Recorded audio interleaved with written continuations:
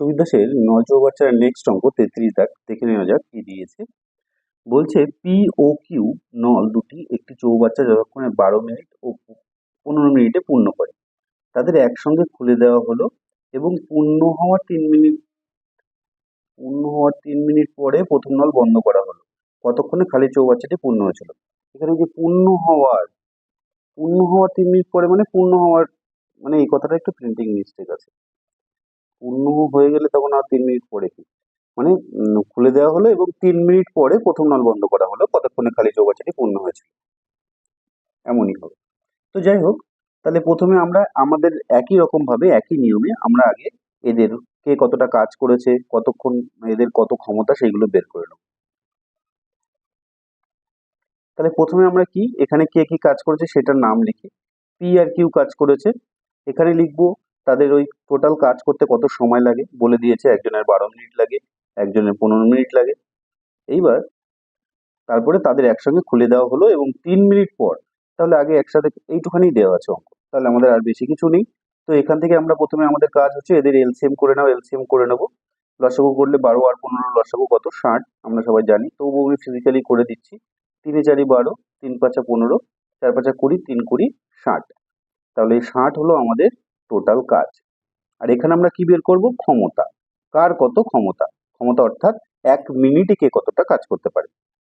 তাহলে 12 মিনিটে যদিও 60 ইউনিট কাজ বা 60 ইউনিট কাজ করতে পারে, তাহলে 1 মিনিটে কতটা কাজ করতে পারবে? 12 মিনিটে 60 ইউনিট, 1 মিনিটে করতে পারে 5 বরং 60, 5 দিয়ে ভাগ করলে পেয়ে যাবো। 15 দিয়ে 60কে ভাগ করলে কত পেয়ে যাবো? 4।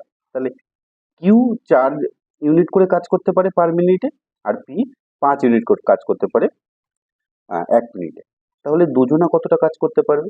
পি আর কিউ দুজনা, এ 5 ইউনিট ও 4 ইউনিট, দুজনা কিন্তু 9 ইউনিট করে কাজ করতে পারবে বা 9 লিটার করে জল ভর্তি করতে পারবে পার মিনিট, অর্থাৎ 1 মিনিটেও 9 ইউনিট করে ভর্তি করতে পারবে।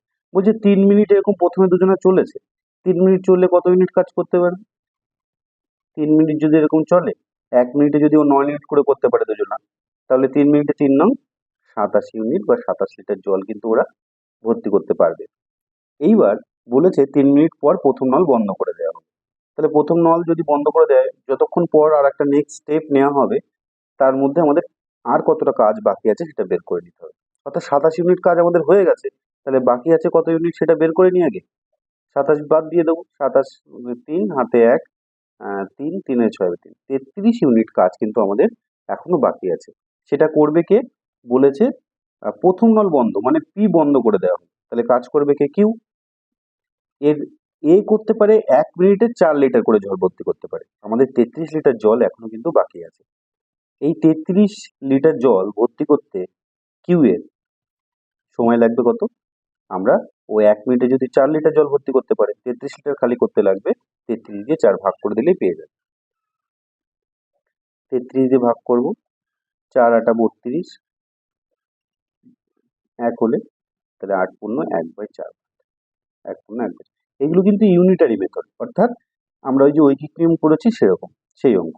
মানে ও 1 মিনিটে ভর্তি করতে পারে 4 লিটার, মানে আমরা এরকম ভাবে লিখছি ঐকিক নিয়মে যে 4 লিটার জল ভর্তি করতে পারে 1 মিনিটে, 1 লিটার জল ভর্তি করতে পারে 1/4, তাহলে 33 লিটার জল ভর্তি করবে কত? 33 গুণ 1/4, এরকম করে আর কি। তো যাই হোক, আমরা মুখে মুখে ওইটা জানি। তো এই যার যা ক্ষমতা টোটাল কাজকে ভাগ করলেই তার কত সময় সেটা পেয়ে যাব। কারণ কি, টোটাল কাজের মধ্যে কিন্তু দুটো গুণ থাকে, একটা হচ্ছে সময় আর একটা হচ্ছে তাদের ক্ষমতা, গুণ করে তবে কিন্তু এই টোটাল কাজ পাওয়া যায়। তাই যে কোনো একটা দিয়ে তুমি একে ভাগ করলে আর একটা আমরা তাড়াতাড়ি পেয়ে যাবো। আশা করি বুঝতে পেরেছো। সবাইকে অসংখ্য ধন্যবাদ।